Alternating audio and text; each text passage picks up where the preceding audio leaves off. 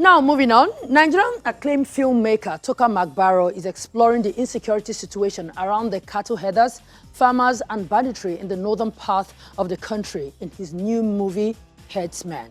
Now, the director come producer with titles such as Merrymen and Kada Rivers already to his name is currently shooting this new title in Kaduna State, northwest Nigeria. He now joins us on the program.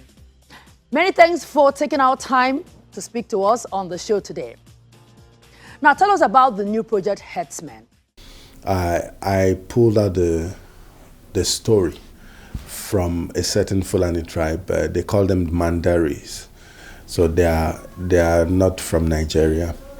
So that's where I drew the Fulani story from. But the story embedded in this movie is something that happened very close to where I grew up, Kaduna. So that's where we pulled the story from. It's a story that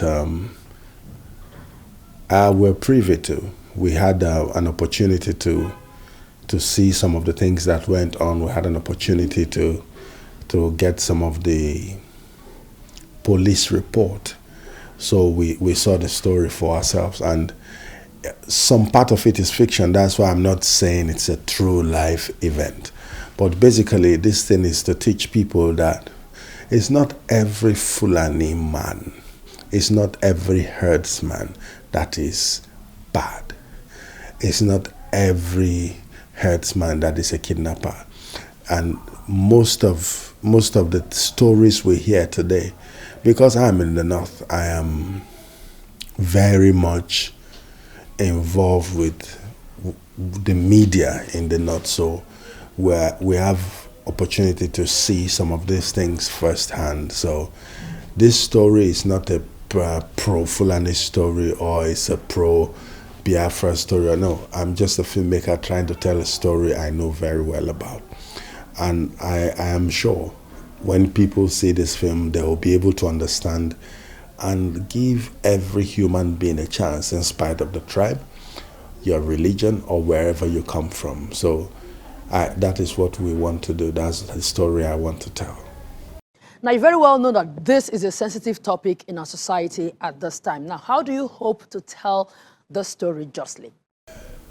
Well, as a matter of fact, like I clearly stated, it's based on fiction, and it's about a certain herdsman. But I'm not saying the movie is going to incite or not incite violence or whatever it is. But I think it's a very enjoyable movie to watch. And that aside, we are telling the story we know. We're telling the story about a certain group of people, because I have seen where a whole village was burnt down, a whole village of herdsmen was burned to the ground, attacked by fellow herdsmen or by fellow supposed herdsmen. So there's so much going on. So I'm just telling my story. I'm a filmmaker. And if we don't touch these stories, if we don't tell these stories, who will tell them for us? So we won't give people that don't know about these things the opportunity from outside our country, from outside Africa, to begin to tell us our own story. So it's our duty as filmmakers to be able to tell the story, no matter how sensitive, no matter how strong it is. We have to tell our story. Okay, you are currently shooting in Kaduna State. What is the security situation like on set? As a matter of fact, the security situation is tough. Nobody can run away from that. There are some places I would have loved to film. I can't go there. We don't have the financial support to carry the right security outfit to move with. So we have to make do with what we have. I had to create a whole village. The whole village, we had to build what the Hausa people call a rega. We built the whole village, brought in the cows to make it look like it's a proper herdsman's village.